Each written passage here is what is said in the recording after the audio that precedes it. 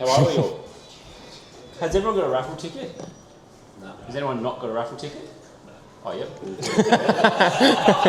Trying to double up here. Thanks for coming. So we've got here Jet Worsteling. So Jet's come over from Victoria. Obviously a very good fisherman all over Australia. So yeah, he's made the trip over and yeah, he's happy to be here. So what I'll do is I'll ask him a couple of questions to get sorted. But first of all, how much fishing have you done in SA? I've done a fair bit of fishing in SA. I'd probably like to do a bit more, but I've been lucky enough to fish from Port Mac through to Kangaroo Island, Port Lincoln and Coffin Bay.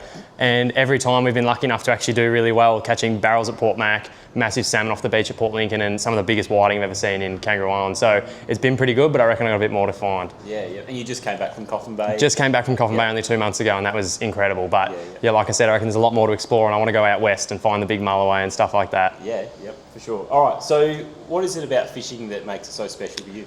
I think for me, what I really love about fishing is it is easy to say it's the fish are just a bonus, which they are, but that is probably the best part, like that sort of feeling of catching big fish. But the people you meet, the places you get to go and the stuff we get to see, we probably take for granted. Like the stuff we see fishing is people do just to see that alone and we go, oh yeah, it's just the normal, whether it's whales, dolphins, seals, anything. But for us, it's just the normal. I think the places you go, you would never go unless you've fished, and the people you meet likewise. Yeah, yep, too easy. One fish in SA that you really want to catch? I think if I could pick one, it'd be a massive sambo, like a really big one. I've never even seen a Samson fish, just photos. We don't get them in Victoria. This is probably one fish that's got a big appeal. They fight hard, catch them on heavy drag, go nuts like a big 30 kegger. Yeah, no, awesome. Yeah, we were actually over in Port Lincoln a couple of weeks ago, and Will got one of the bigger Samsons. Over, I'd say it was 30 kilos. It was a big fish. I'd say, yeah. 40 kilo. It took 2 arms to hold, so it was good. And if you could take 5 of your mates fishing on the trip of a lifetime, where would you go?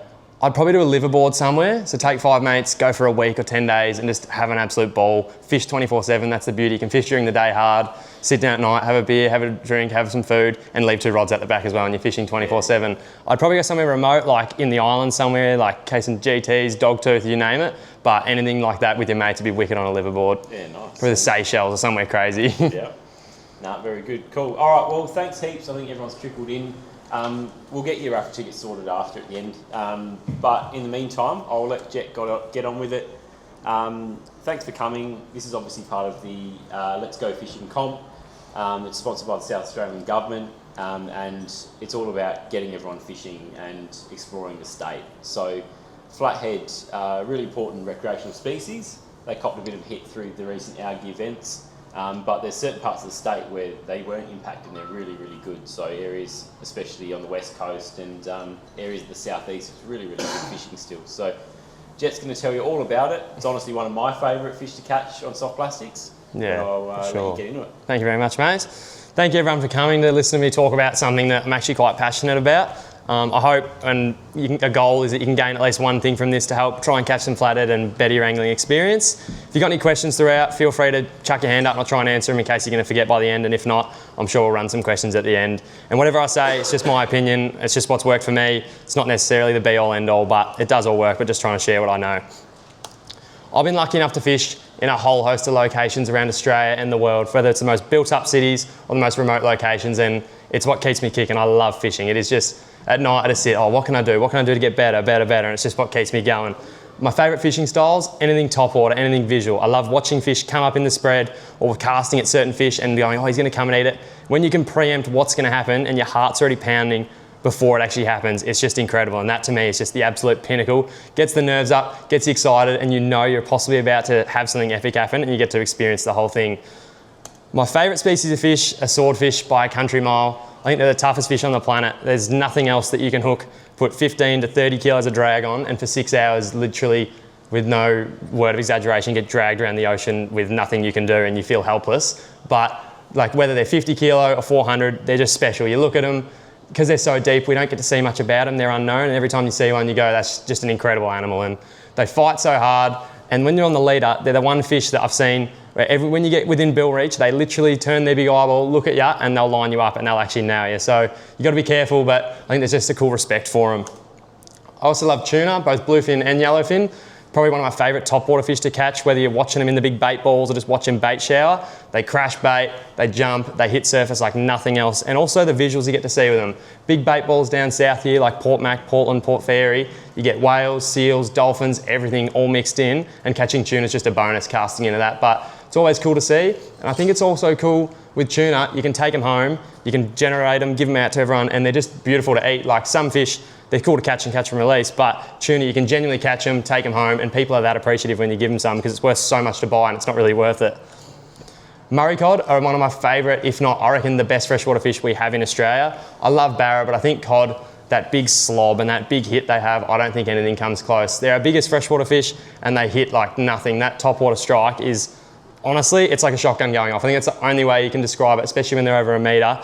The big clunks on swim baits where it's slow rolling in the night and your braid just goes bang and you almost get a rod ripped out your hand, they're pretty cool and I'll never get sick of it. We were lucky enough last night to go catch some in a little secret location, but SA probably has some of the biggest cod in South Australia and they're definitely worth chasing down here. Do you always catch them at night? Not always, but I think it's a lot easier, especially in the dams. But in the rivers, you can definitely do early morning and dusk, probably the best bet. And flathead, finally, they went under the radar for so long for me. I grew up in Victoria, where we actually have, I didn't really know, one of the best flathead fisheries in Australia, rivaled with New South Wales. And they live in systems where at home we get mulloway, brim, snapper, kingfish, and then out the front you have your tuna, your gummy sharks. So you'd go to these places where the flathead live, but you'd actually chase other species. So they sort of went under the radar and you'd catch them fishing for brim or whatever, but I never really dedicated the time to catch them and put the effort in. So about 2 years ago, me and a mate decided, let's do it, let's try and catch big duskies because it was sort of becoming a bit of a trend and we went, let's try and learn how to do it. They look pretty cool, we'll go see what we can conjure. And it took a while, a lot of patience, a lot of days, and eventually we started putting things together. And now after catching them and learning how they work, they're by far one of my favourite fish to catch.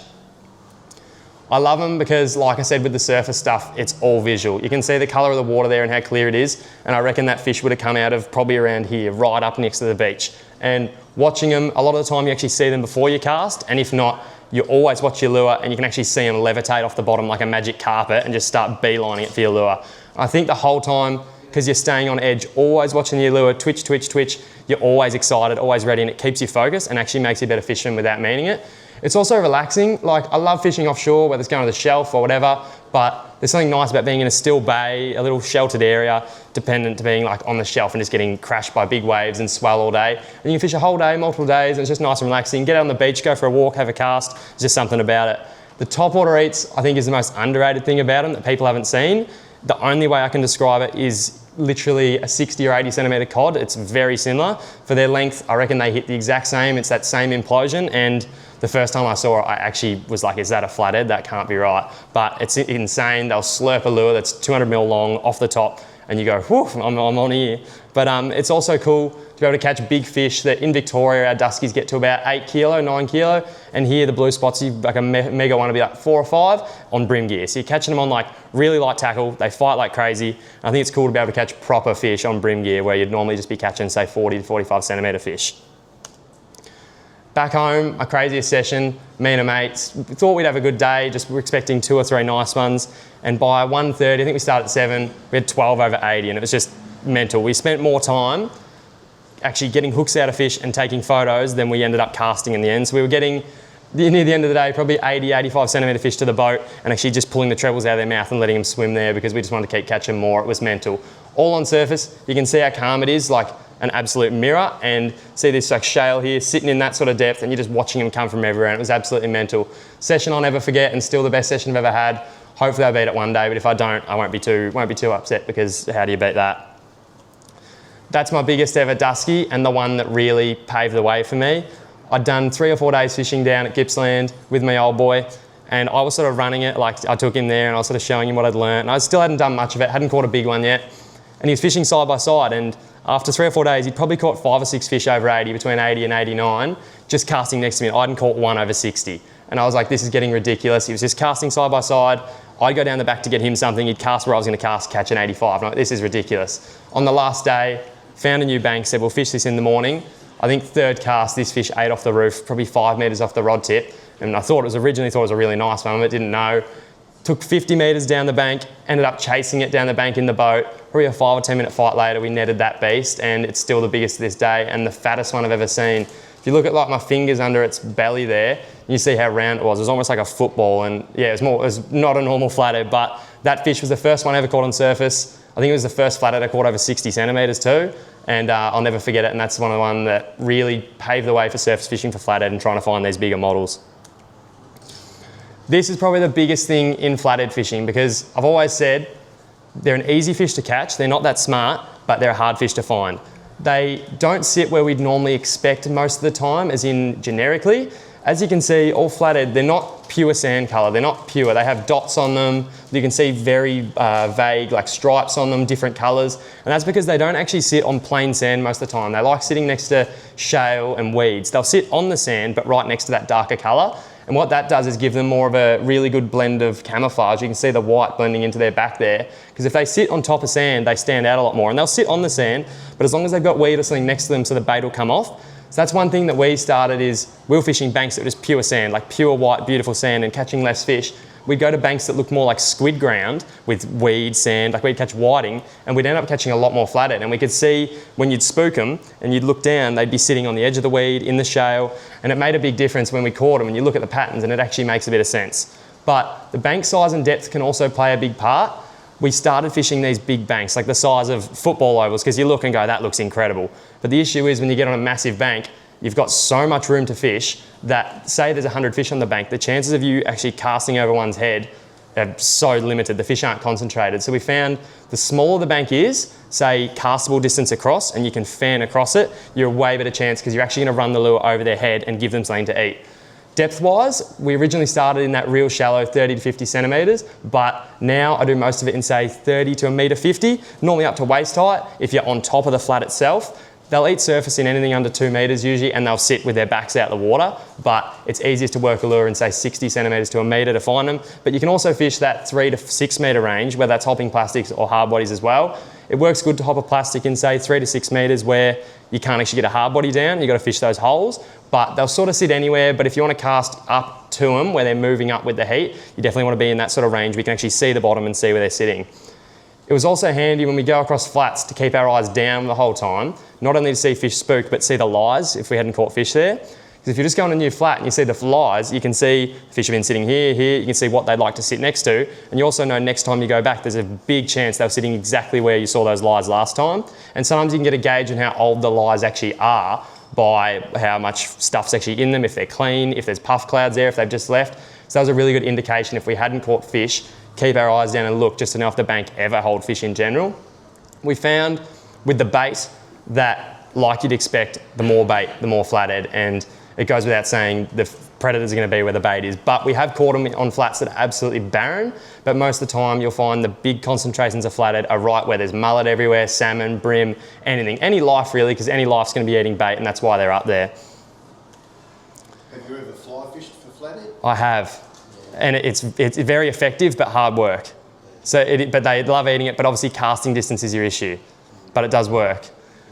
I think Google Earth is by far the cheapest, simplest, and best tool for flathead fishing. It's free. You can do it in the car on the way there, in the boat, on the land, in your swag when you wake up. And all you have to do is get on and just zoom into different banks, and you can literally see everything. Because most of the fishing is in like 2 to 3 metres of water, it's all crystal clear. I can see the dark water here, that's like 10 metres deep, you can see nothing. But as soon as you see that flat, you can literally see the weed edges, all the sand holes. And I just zoomed in and found this, and it looks incredible. So if you look, you've got the sand that pushes right up against the beach with the weed edges and those little holes, and you can literally see exactly where the flathead are going to be. So what you can do is just find your ground like this, pick 5 to 10 banks that you're going to fish the next day, get up, go fish each bank for an hour, see which holds fish, and then once you've done that, you can sort of have a little basin where the fish are sitting, and then go back on Google Earth. And if you find the bank that, like this one here, say this produced fish, go find another bank that looks exactly the same and match it, and most of the time they will sit on a bank that looks the exact same.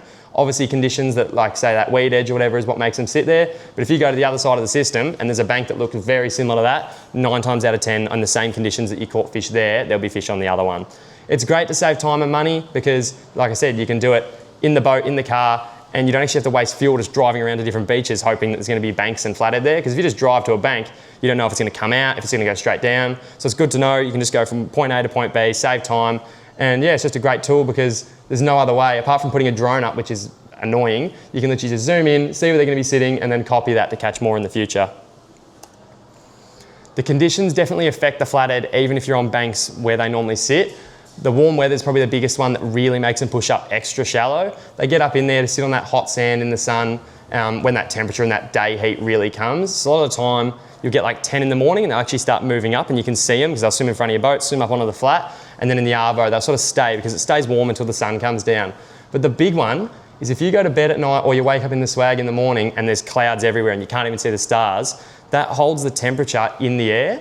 And what that does is it keeps the flat warm overnight instead of cooling rapidly. So they don't go off into the deep to hunt and sit down deep. They actually stay on the flat overnight feeding. So when you go first thing the next morning, if the clouds are fully covered and it's still warm, you don't even have to have your trackies on, you'll often find the flathead are already sitting on the flat feeding. So as soon as you get there first light, they'll be up and feeding. So that's the biggest thing I do. Check the clouds as random as it is, see what temperature it is on first light. Because if it's still half warm and not too cold, they'll literally be ready to eat surface as soon as the day starts.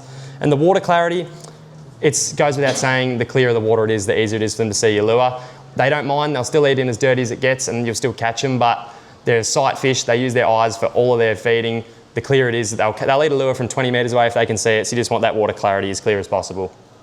Do you need to have flashy lures if it's a bit... Like darker lures, darker to contrast in the dirty water. So, but flashes also work, but I'd normally go like a real black or dark contrast. Once you've found them, so once you've found these banks that hold fish or you've caught them in certain places, it's important to know they sit together. They don't school like most fish, but I have seen them sit on top of each other. And sometimes a male will sit with a female and you'll get a lot of little fellas around him, but also you'll just catch one and say it's a kilometre bank, you might find at the 300 metre mark, you caught one and you caught 3 in that area, and every time you pass over it, you keep catching 3 in that one area. I don't know how it works. It's like they're on a beat almost, and once you catch them, territory-wise, they move off and new fish move up, but they genuinely sit in almost pinpoint positions, even if you catch them and return a few hours later. So it is nice to know that if you catch some and you struggle the rest of the bank, if you fish that rest for 2 hours and give it a good break, you can move back, and most of the time you will pluck them back out of that same spot. It's also cool when you spook fish. It is gut-wrenching when you look down and see a big flathead just swim out and you go, how didn't I put a lure over his head? And why didn't he eat? But again, they'll spook and they'll move back up. Most of the time the same sort of size fish, don't know if it is the same fish, but they will move back up, they'll come back to where that is, just give it an hour or two and move back in there, and you can almost guarantee there'll be more fish there. So they return to the same spots. I don't know why, I reckon it's a territory thing, but it is chalk and cheese. This is probably the biggest thing in flathead fishing for like the options you've got. So many different options because they will literally eat anything if you put it in the right area, but there's a lot of ways to go about it and a lot of ways that are more effective than others. So hard bodies are probably the most productive and effective way to catch flathead that are actually in shallower water on flats. You can cover ground rapidly, which is the biggest thing, and put it down right in front of their face. So I like to cast hard bodies, fan them across the flats, little jerk baits, and just twitch, pause, and they'll always eat it on the pause. And just really quick twitches, and then the big pause so you can really cross that flat and find where the fish are.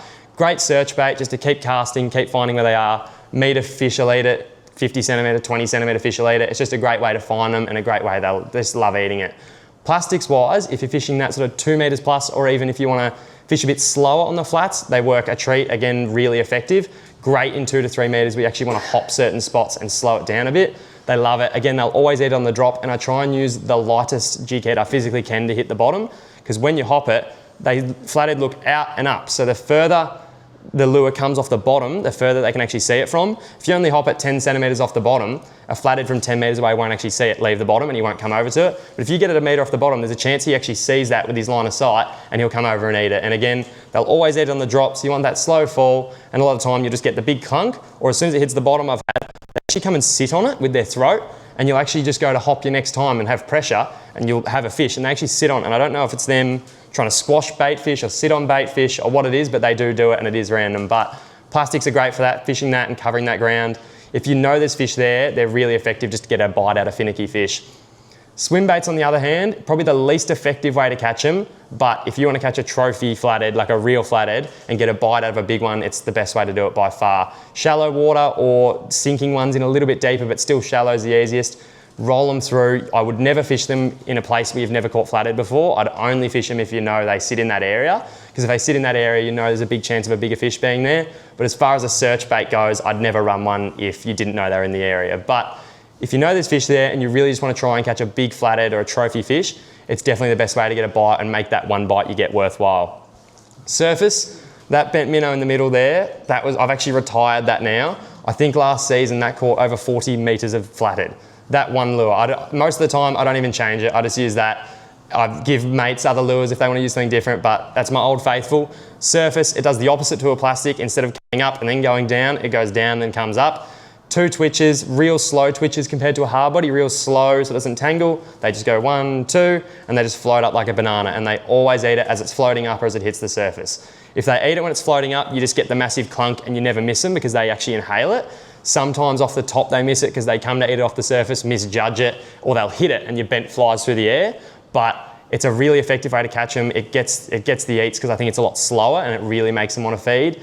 And we've used it on the blue spots down in Tassie with the 100 mil bents, and it works a treat off the beach. And seeing a blue spot eat surface is pretty crazy because you just never expect to see it, but they do love it. It's not natural at all. Even the colours, that's the colour I usually use. It's kind of disgusting, but they absolutely froth it, and who knows why. Can you still release them if they've swallowed a lure? They're pretty good. On bigger lures, they'll never swallow them as much because there's 2 trebles. Normally one will grab somewhere, and the chances of them actually getting them, plastics, they normally swallow more, but because you've got a jig head, you can actually pop it out, if that makes any sense. Profiles, I like to use very simple. They eat bait fish and prawns. I just use slim bait fish profiles or shrimp or prawn imitations. I think they do eat brim as well and that sort of rounder fish, but you get a terrible hookup on anything that's shaped that sort of size. So anything long like a mullet or a little salmon's the go profile wise. Colours is probably where it's a bit more interesting. As you can see, that prawn is not realistic at all and looks radioactive for lack of a better word. And the reason I'll use stuff like that is if the flat is loaded with bait, which is where I normally fish. And because there's so much bait, I actually like to give them something that looks completely different to anything they've seen all day. Just give them something like, and they sit there, you'll actually watch them, they'll sit there and the bait will swim over their head and they won't eat it. You wonder what they're doing, but give them something, if there's a lot of bait, a lot of options, give them something they haven't seen, something completely unnatural, just so they see it and go, I haven't seen that in a while. It stands out in the crowd, is probably the best way to sum it up. So if I got bait everywhere, I'll run my chartreuses, pearl whites and the pinks, like real out there bright colours. If there's no bait and I'm really struggling, I'll just run like a mullet or a shiny or a natural smelt sort of colour, anything normal. But it's probably the biggest thing. 9 times out of 10, I do use the fluoro sort of stuff because normally there's bait everywhere, but I do find they do like it. But when it is quiet, you don't really want to go, if there's no bait on the flat, you don't want to be winding that in near one. They'd go, what is that thing? It looks like a party's about to happen. But size-wise, I like to use, it's normally with plastics, I think 3 inch is the perfect size. They don't need big plastics, little finicky ones, just real slow. And so that's a bigger one because we're winding it slowly across a flat in shallow water. They'll still eat it, but your hookup rate's also better the smaller your plastic is. For jerk baits and hard bodies, normally that 80 to 130 mil depending on what fish you're chasing. If you want to get bites, your 80 to 90 mil is your best bet, but if you want to get that bigger fish that little fish will still eat, probably 110 to 120. Scent wise, I never use it on my hard bodies, even though it does work. I just can't be bothered because when I put it on a hard body, it lasts all day and then I put it back in my lure box and it's just covered in a yucky oil that's disgusting. And for me, I don't think it's necessary. On my plastics, I always use it if I've got it there, but in saying that, I've forgotten it before and still caught just as many. I don't think it hurts, but I don't think it's always necessary. Recently, 2 months ago in Coffin Bay, I was fishing with Dad and a mate, Jamie Crawford, for blue spots in one of the in little sheltered bay there. And I picked out this plastic for Dad and it was one that I've whacked the duskies on back home. And I'm like, yeah, they should eat that. Only a 3 inch little jerk shad. I'm like, they should eat that. And Jamie was using like a 4 inch plastic that he'd whacked the blue spots on at that location like 2 weeks ago. And I'm like, just use that, Dad. Give it a whirl. If you catch them, you catch them. If not, oh well, we'll change. After an hour, I think Dad had caught 9 fish on that little plastic and Jamie, who was the local and the expert, had caught none. And I actually felt bad because my dad wasn't even trying. He was just sitting up there like casting and he just, oh, I got another one. And it was chalk and cheese next to each other and they were just eating the fluoro. So I don't know how that works. It was chartreuse and white, little 3 inch, but obviously there was a lot of bait on the flat. Who knows if that was the reason, but they did want that bright plastic and it was literally next to each other. It was actually quite interesting. Do you use scented more often in dirty water? It does, it would help, makes more sense, yeah. It's if they can't see it, give them a bit something to eat. I think it's better for when they grab it, they have something to hold on to and not let go straight away. And it goes without saying, swim bait wise, if you want to catch a trophy fish, big lures is big bites. As you can see, that's only off an 80 centimetre dusky, so your blue spots will reach that big. and that is the mouth they've got, and they can swallow big bream, big mullet, big salmon, everything. I've come across the flats and actually seen like 80, 90 centimetre fish with like 2 kilos salmon in their mouth, and they can't even move. And you just got to go, and they're alive, but they're going to die, and you pull the salmon out and they slowly swim off. So they've got a big appetite. If you want to catch a trophy fish, throw something big to push those little fish out and give them something worth eating. So we caught heaps of duskies at home at this point, and we went back to Tassie and went, stuff it. We've caught blue spots here on plastics before. Let's go try and catch some monsters. We knew they were there. We'd heard stories and flounder fishermen spearing like 90 centimetre ones. So we're like, stuff it. If we do these techniques, in theory, we'll catch bigger blue spots, and it worked. Like, it worked really well. First, we just started using bigger plastics, so the 4 and 5 inch, to try and get bigger bites, and it worked. I think that fish on the left was 74 or 75, but we still caught a lot of little fish, and the big bites sort of weren't worthwhile. You get maybe 1 a session, and then we started throwing swim baits, and the swim baits was insane how big the fish we were catching. Like, that one there was nearly 80 that my mate got, and we were catching them. Not many fish under 50, but we'd still catch like 30 centimetre fish, we'd still eat the swim bait, but percentage-wise, we were catching at least 50% of the fish were over 60, 70 centimetres. So it was definitely a big difference. We'd never really thought about doing it until we caught these duskies and went, these flatheads should behave the exact same, and they do. They sit on the weed the same, they sit there and they feed the same, even though they get a little bit smaller and we think they're not as tough, but I want to try and catch like the 90 centimetre blue spot, and I reckon the swim bait's the way to do it. Gear-wise, I like to run a few different setups for my different lures. That's sort of a light setup at the top, my normal medium in the middle, and an overhead. The medium sort of runs as my main setup for the day, where I'll throw like my hard body on it. Something similar to this, where I can throw like a normal 80 to 120 mil hard body on it, 2500 with a 5 to 10 pound rod. And what I'll usually do with that is run my bent minnow on it, because that's what I fish during most of the day, or a big 120 hard body. And I'll cast that with the 12 pound braid, and then I can run a plastic on my other setup. So if I say want to cast a plastic on this edge of the flat while I'm working it, I can quickly swap. Or what I've had is someone will catch a fish, wind like a fish to the boat, and flathead will actually often follow the other flathead to the boat. So you grab your plastic setup and you can sink a plastic down and catch the other fish. The overhead setup on the other hand is for my swim baits. It makes a massive difference fishing an overhead to a spin reel. It's not needed, but comfortability wise, it's incredible, whether that's casting all day or just the comfort in your hand to actually work the lure. But the biggest things is your pinpoint accuracy when casting. Because you might actually use a big bait for swim baiting, something that weighs like 100 grams, when it hits the water, it makes a massive slap. And if you're fishing 30 centimetres of water where the flathead are, it can just spook the fish. So what I do is run that, and you can cast accurate, and you can actually feather it into the water a lot easier. So that big lure all of a sudden will land like a soft plastic, and you can actually fish it without spooking everything. I like to go top notch with my stuff, just because if you're doing a 12-hour day, because you're actually casting, it makes a big difference. You want light, durable stuff in your hand. If it's bait fishing in a rod holder, it's not that important, because you put it down, you wait for a fish to eat it. But because you want to be casting all day, you want that nice stuff in your hand so it feels a bit better. Leader-wise, on my bigger lures, on the hard bodies, I'll usually run 12 pound, and that's normally my general rule of thumb for flathead, because I think they find it hard to chew through, but 12 is also thin enough that they're not really going to see it. You can't really see it. It's almost like brim leader, but just heavy brim leader.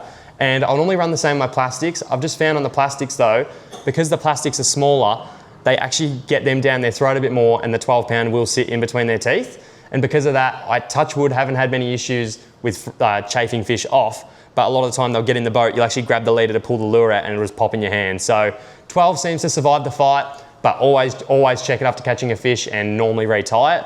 But on the bigger lures, a lot of the time, because you've got trebles, they'll either grab on the face somewhere, or one hook will grab here, and the chance of your leader actually being in their throat is pretty low because it's coming off the head of that lure. So that's why I run 12. On a swim bait setup where you might be casting an expensive lure on an expensive rod, I like to run normally 20, 25 pound because it doesn't hurt. My theory is if they're going to eat a lure that could be 150 to 200 mil long, they're not going to care about 30% extra thicker fluorocarbon, which they can't actually see in general as well. So that's normally the theory. There's what I mean about a big bent minnow sitting on one's head. He's come up and actually sat his head on that, and then I've thought he's sitting behind it, twitched it. He's then just hit him on the top of the head, and you can see that leader, because of how big the lure is, it's just going to grab somewhere and the leader's actually not going to be in his mouth. You can see how thin it is. That's only 12 pound, but touch wood, I don't think I've ever had one actually get that 12 pound on a lure that size into their gob. Electronics wise, I think it's important to not overdo it with flathead. They're cool fish, and you can catch them very simply though. That's the big thing. When I first went flathead fishing, I had sounder mount at the front, electric, and I actually had a live scope on there, which I wasn't using obviously, but it was on there from cod fishing and whatnot. And eventually I just realised you don't actually need it all, but it's just practical. So I've taken the sounder mount off the front now and the live scope obviously. The reason I took the sounder mount off was because I found if I was on a flat where I could actually see the bottom, I wouldn't bother using the sounder, because if I can see the bottom, I can see where I'm going to cast, I can tell what depth I'm in. There's no point to use the sounder. And because your outboard's off, you're actually draining your batteries pretty bad. And some of these screens are 12 to 16 inches and they drain. Like once you have run one all day on high brightness, I've had battery issues where I've accidentally ran two and all of a sudden your crank still works but they won't turn on. So it's painful. And I figured I didn't even need to be looking at it, because if the time I spend looking at my sounder, I could be looking at the flat and looking what these fish are actually doing. So instead, I took that one off so I had more room up the front. I've still got my sounder down the back, and I'll only use that if I'm fishing a drop off. So if I'm working a drop off and I want to sit in a certain depth lane, say 2 to 3 meters or 5 to 6, because I can't see the bottom, I'll keep looking at the sounder and keep referencing to make sure I'm going along that line. So then I know that I'm fishing the right line, because it's hard to tell with your sink rate. So I do that if I'm fishing plastics, but otherwise, if you can see the bottom, I don't run my sounders. I don't think you need to. It's very simple. You're better off just looking and casting yourself. Electric motors though is a massive thing. It makes a world of difference. You can catch flathead without them and do all this without them, but with them, it is just so much more of a breeze. With this, I can just tick along the bank, in and out of gear, just in gear, out of gear, quiet, and in real shallow water, and I can just sit there and sit exactly where I want to be. Some of the new electrics too, you can actually plot a chart on your sounder and it'll run through the electric and it'll just take you. You don't even have to use the remote, but they're also handy. You can hook a fish and you can either follow the fish if it's really big and going towards structure. You can turn away from the fish and bring it away so you don't spook the rest of the bank, or you can actually go to spot lock and bring the fish to you, not spook the bank, deal with the fish, not spook anything, head back in and keep fishing. So they're really handy for that. I think if you want to do flathead fishing properly on lures up the front of your boat, it's the biggest thing. And a lot of these water snake electrics aren't even that expensive, and I think it's probably the best investment you could make. The best fish finder's probably a decent set of Polaroids, isn't it? Yeah, that's exactly right, a decent set of glasses. The fight on flathead is actually a lot better than on the big fish, a lot better than you'd expect. They've got a very large bony skull that they use to crunch bait. And one thing I've found is you really have to set the hooks.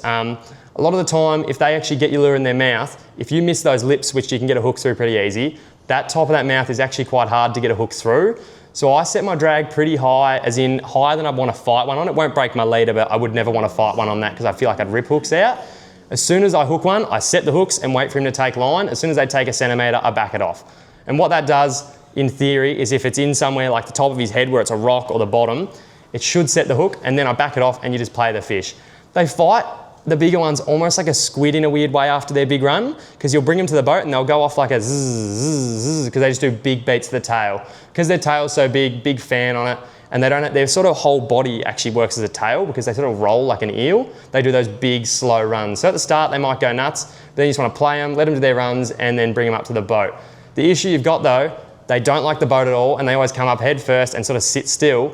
And when you put the net near them, they often go crazy. And because your trebles sit on the outside of their face a lot of the time, if you go too early with the net and he goes, and one of those trebles hits the net before he's in it, 9 times out of 10, he'll just sit there, shake the hook out and leave. And all of a sudden you're sitting there with a hook in a net and no flathead. So make sure they're absolutely pooped when you get them to the net on the surface, and make sure you go fully under them and lift out. The other thing I've had, because their whole body rolls like a tail, I've actually had them on their head walk out of a net, like straight up. So you net them, you lift them out the water, and as soon as they're out the water, they'll actually just walk out. Like, it doesn't make sense, but they sort of just push themselves out, and then again, a hook sits in the net and they just fall off out of the boat, and you just go, you sigh, you just go, oh, all that for that. But be careful with the netting. It's probably the worst way I've seen big fish lost, and it's heartbreaking once you actually stop a fish to lose it via the net. I think the types... Do you do most of your fishing out of a boat? Yeah. Land-based, it's actually easier to land them in a way, because you can just beach them onto the sand and then sort of get behind them and push them up once they're that. But in a boat, they'll get tired on the surface and they'll literally just slowly go, oh, I'll go now. And they get a bit of energy and they're like, oh, you sort of hitting them with the net. Do you spook them if you wade? Yes, but only, definitely, but if you're in shallow, if you wade, you can sit in like 20 centimetres of water and cast out to say a metre, and then you're pretty good. Normally, if you can figure out which way they're going to face in the current, which is usually up, they'll face up current, they won't see you from behind. So if they're looking at you, so say if there's a bit of flow and they're looking at you, they'll see you from a fair way away. But if they're looking that way, almost like a brown trout in a stream, they're pretty good. They can't see behind them. They can see like everything forward and up, but not behind. And do you keep much of your flathead or not? Little, smaller ones, yeah, because I think they're one of the best tasting fish. But in Victoria, we're actually not allowed to keep the ones over 70 centimetres. So, which I think is a great thing because I haven't eaten one obviously, but they probably don't taste as good, and the breeding they do is probably more worth getting the strain of fish that can grow that big back into the system. But sand flathead, blue spot and tiger flathead, I think are probably three of the best eating, and rock flathead, probably three of the best eating fish in the world. But yeah, the big ones, I definitely feel a bit bad for, and I enjoy catching them for sport a bit more, so it feels good to release them. Elbow slapper size. Yeah, those little ones, like 50, 60 centimetres, they're beautiful. When you get a nice, like one fillet's enough for its feed on each side, you couldn't ask for much more really. Types of nets wise, it does make a big difference. This is one of those EnviroNets from Shimano that's like really coarse and really hard. What that does is the flathead can't roll with the net. You get a lot of those real soft mesh nets, and because flathead, you can see there, they've probably got 100 spikes on them. You could count them, they're everywhere. They get in the net and they just roll and everything grabs, including your two trebles or whatever else is hanging out of their face, and it takes ages to get them out of the net, like untangling, cutting nets. Your hooks also get straightened. Every hooker gets straightened because they grab on the net, they roll, and it just opens all your trebles up, even opens split rings up, even the clips on the front of your lures, anything, they'll just break it in the net, and it's fine during the fight, but as soon as you net them, it's totaled. So I've found these EnviroNets make a massive difference because once they're in, the hooks just go through once, they sit in that stuff, it's too hard to roll around it, so they literally actually just sit in the net like a little cradle. So it makes a big difference. I think it's good for the fish as well as you. First for the fish, he's not sitting on the deck for 10 minutes if it's the one you're going to release, and he's not sitting there while you untangle him. And for you, you don't try and get hooks in your fingers trying to untangle it as well as lose your trebles and split rings. Because I reckon I used to have just the good old black mesh net, and every flathead I'd have to replace my trebles and split rings, and it was actually getting expensive. So went and bought an EnviroNet, and it made all the difference. You got to be careful when handling them too. They've got mega teeth, and like we hear cod thumb and that, but you do not want to get flathead thumb. They've got actual fangs, more like a snake almost, those top two ones, but their teeth are more sharp, and they'll, instead of like rasp you up, they'll just cut you to pieces. So I always wear a glove. I normally try and put it in one of the corners of their mouth, not the middle, because one thing I didn't even realise is they've actually got a lot of bite force for a fish. And if you put your fingers in the top of their mouth where their sort of teeth, the two fangs sit, the pressure they can actually put on your fingers, it won't break your fingers, but it's not pleasant at all. So normally chuck them in the corner here, out of the way, and make sure you support the fish. So because they're made to sit on sand and they're not supported through the water column, their weight's distributed just out throughout the whole thing like a log really, where you get a snapper, he sits off the bottom and he's got a lot of weight and he sort of just holds his own weight. But because they're not made to sit off the bottom, their weight sort of just droops onto if you put them on a deck or in a net, they just sort of just droop out. So you've got to be careful to support everything that's under those two big fins there. That's where all the important stuff is. And their neck, because their neck holds, there's not much weight in their head and everything is past the head. You just got to be careful not to put any pressure on their neck because it's normally just sitting flat on the sand. So if you're going to hold them, hand in the mouth, hand under the belly or on the side of his belly, and just keep his backbone from the top of his neck to past where his tail starts, at least that bit straight. If his tail flops, that's fine. There's nothing special back there that can sit, but just make sure that first bit is straight so it's not all just hanging and too much pressure on him if you're going to release them. So the finer the mesh, the better. The harder the mesh, so it can't like turn on itself. It's always important to keep them wet if you're going to release them, whether that's holding them in the water or putting them on a brag mat. If it's a trophy fish and you're going to release it, just wet your brag mat first. It's pretty simple, but if you get a hot brag mat out of your gunnel and chuck one on with his white belly that's never seen the sun, and you're going to cook him for lack of a better word. And hot decks are the same. If it's a fish you're going to take home or just throw back in 2 seconds, it's not too much of a worry. But if it's a fish like that and you take him off and you want to get a photo and you sit him on the deck, get the hooks out, if that's one of those aluminium decks that's been sitting in the hot sun all day, it's not healthy at all. All their organs are right there under that belly, and like I said, it's actually white under there because it never sees the sun, and they're just vulnerable. So just make sure you take care of them. You get a lot of bycatch when chasing flathead, especially on the flats, because a lot of bait sits up there because it's warm and so there's more predators. A lot of salmon, a lot of bream, a lot of mullet, and then big tailor back in Victoria. The salmon and the bream are probably the two most prolific, and you get some absolute monsters. You'd actually be shocked. Like, you don't chase them up in these areas, you normally chase them in between the racks or salmon out in the middle of the bays. But a lot of the bigger fish will actually move up onto the flats to chase the bait because there's more bait up there and it's more abundant in the shallow water. So we've caught so many bream, and you see a lot more. Like, if you could ever be bothered bream fishing, you'd be shocked how many bream you see in the middle of nowhere on flathead flats, more than I've ever seen anywhere. But we normally don't chase them because we're more trying to catch flathead. But we've caught multiple 45, 46 centimetre bream on massive, you see that there, that's a triple hook jerk bait, and the odd one's just going to eat because they're eating the same stuff the flathead are eating. I've found the bream, if you want to fluke a big bream where you're fluking big flathead, use prawn stuff, because a prawn's normally about that, a good prawn's that big and a brim will happily eat that. So if you use a 5-inch prawn plastic, I've found a good brim will always have a go at it. So it's always cool to catch a bit of bycatch. And in South Australia recently, we were fishing for flathead at Coffin Bay, and we actually had 20 or 30 massive kingfish swim past in a metre of water on crystal clear sand. So I actually at home now make sure I've got some different setup ready just as a pitch, because you just never know what's going to swim past where all that bait is. You ever pick up a trevally? Lots of trevally on little plastics, little silvers. This, I've caught 2 really freaky bycatch fishing for snapper, for flathead. This snapper was 60 k's from the entrance in the biggest estuarine system in Victoria, and it ate a plastic in 3 metres of water and it clunked it beautifully. I thought I'd fished for 3 days at this point, hadn't caught a flathead over 50 centimetres, and I thought I had the mother of all duskies. And in hindsight, it fought exactly like a snapper. Big head shakes, big runs, but it just, you never contemplate you're going to catch a snapper fishing for flathead in an estuary system. When it come up, I was so disappointed, because it's the one fish where I'm from that we've got everywhere. And I'm like, oh, but looking back, I'd actually really like to catch one again, but it's more in the moment when you think it's a big flathead, you go, oh, but now I'd actually like the opportunity again, but I doubt it'll ever happen. Another one was this kingy, which was 74 from memory.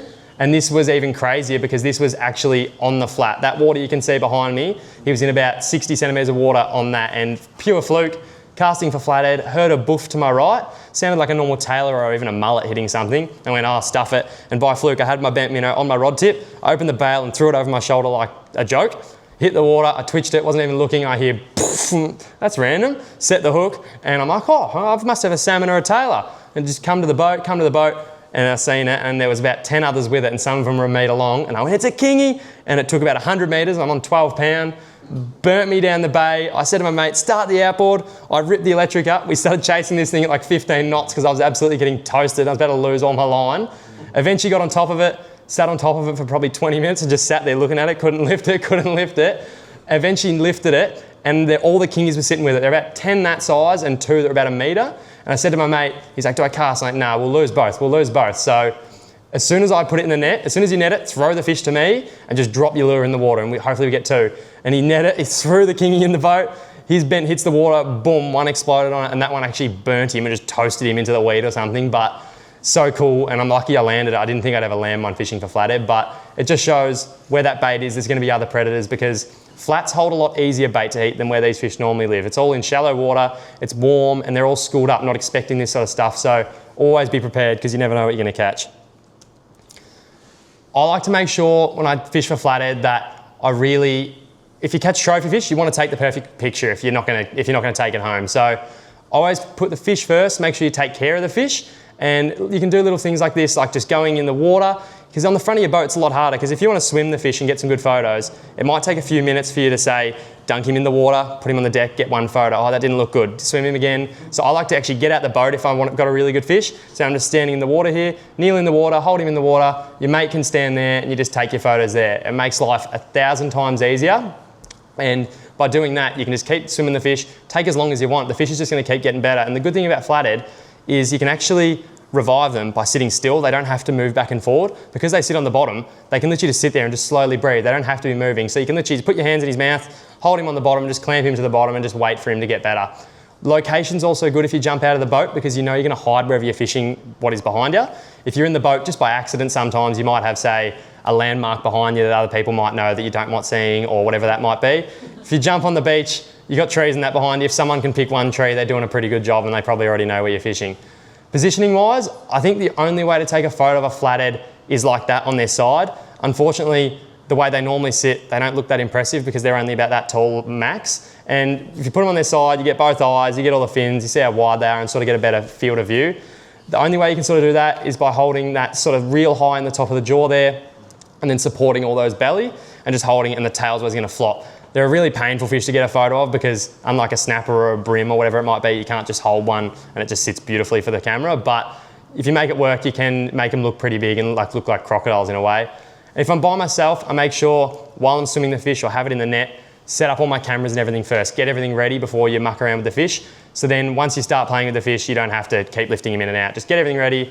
Even if that is just your mate getting there, just go, all right, you're happy with that framing? Yeah, and then lift the fish out and then sort everything. Just makes everything easier. And I think when you do catch and release, if you catch that trophy fish that you can't take home for a feed, I think it's really worth spending the time to get a good photo with it and making it worthwhile. What sort of gloves would you recommend using? Tough ones. Not too thick. Stuff that you can actually grip around into their mouth, because if they're too, like say welding gloves or big wiring gloves, like leadering gloves, you won't actually be able to grab like a little nook and cranny. Normally I use like casting gloves, like what people use for like GT fishing, and they'll rip them apart though, that's the issue. But you can use thin stuff, but if you do get that top bit, they will cut through them. They're not sharp, they're not like incisors, but they're sharps, they're raspies, they just rip everything apart. I think lastly, the biggest thing is there is no substitute for time on the water. It goes without saying, the more time you spend on the water, the more you learn, the more you'll see, and it goes a long way. I struggled.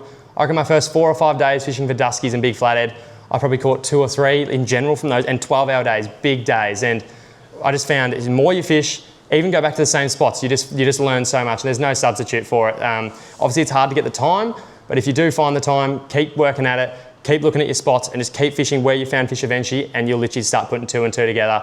I think it's the only way to really dial in where they are and sort of crack the code on fish, of any type of fish. But I think it goes without saying for big flathead. That's my biggest one from this season. That was the first one of the year. I think that was 2nd or 3rd cast as well. And it was a monster. It was probably one of the biggest ones I've ever caught. You can just see how fat they are again.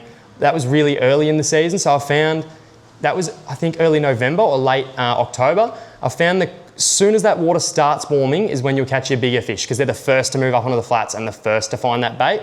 So get out there, like as soon as you sort of notice like that sort of cool air dropping off, even if it's earlier in the year, September, I've caught them all throughout the year on the flats. You'll catch less fish though, but you should get bigger ones. So get up there early, try and find these bigger fish, and it's definitely worthwhile. In contrast, that was in, I think, February or March.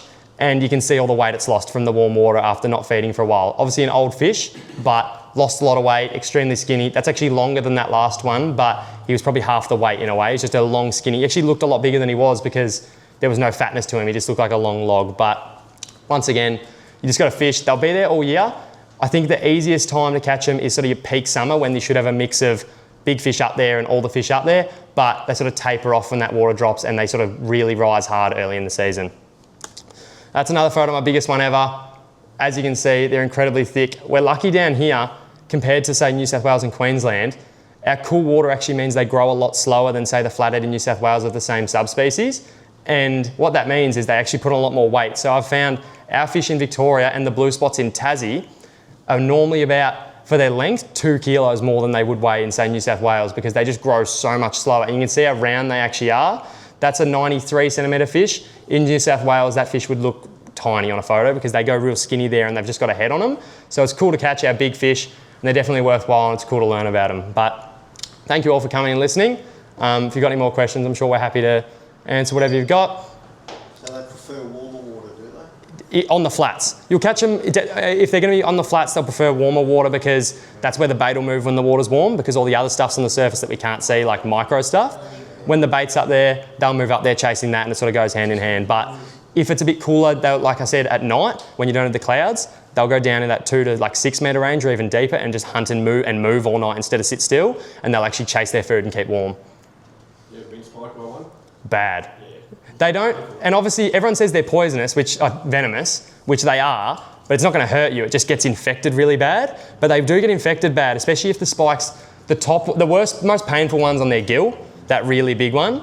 But the worst one that actually gets bad is that top one, because I've had it break off in your hand, like not much of it, a tiny bit of it, but it breaks off, and then the bacteria, just bad infections. That happened to me. Yeah. It's like 3 days later. Yeah, and like red, like terrible, and like pus will get in there, it's not fun. When you're in Coffin's Bay, aren't you normally like in Kelly Bay and stuff up in the flats? Yeah, up in there, and then also, there's actually a lot of fish also near the ocean side of it, but more where the bay opens up a lot.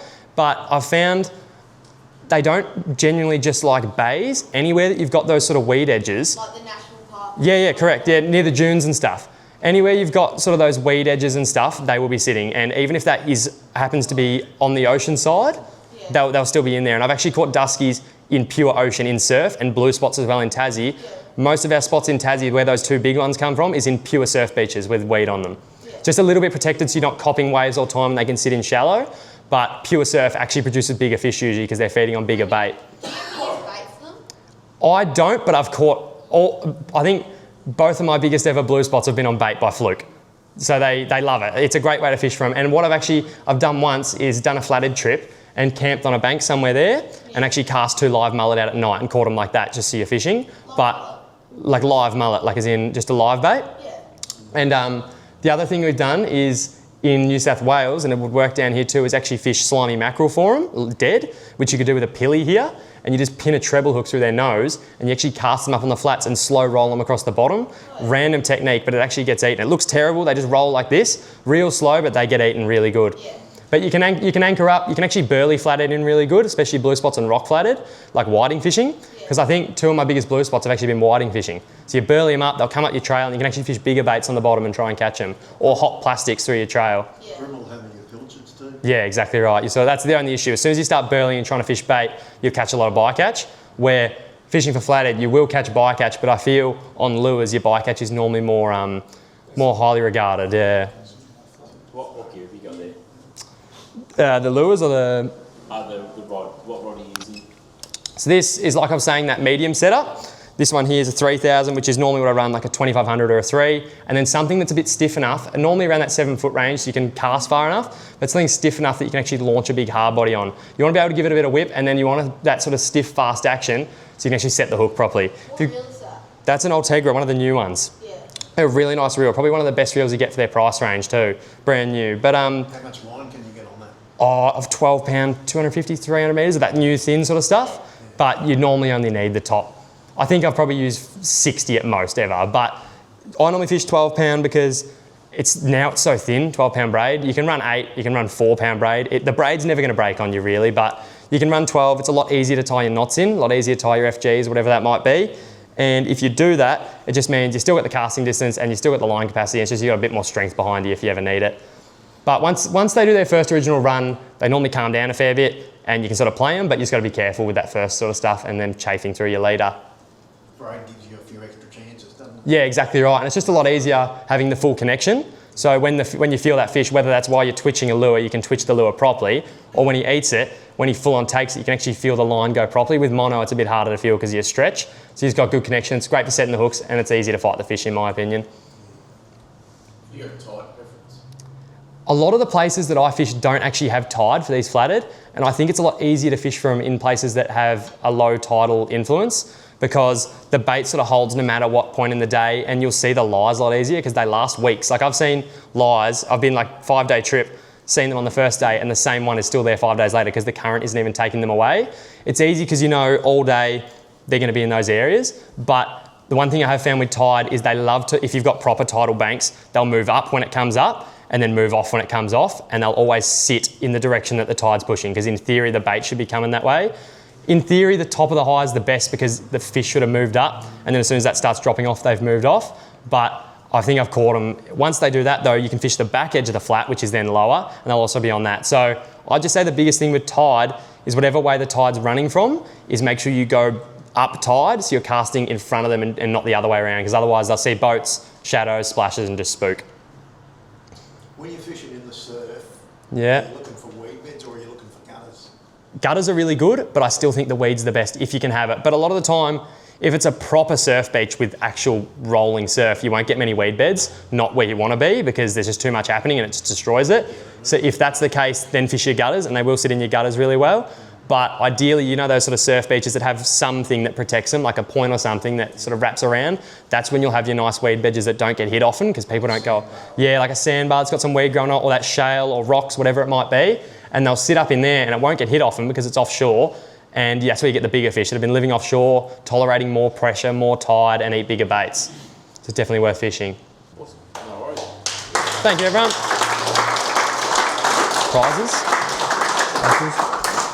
Awesome, thank you so much for that, Jet. That was a really informative talk. I actually love chasing flathead and I learned quite a bit from that. So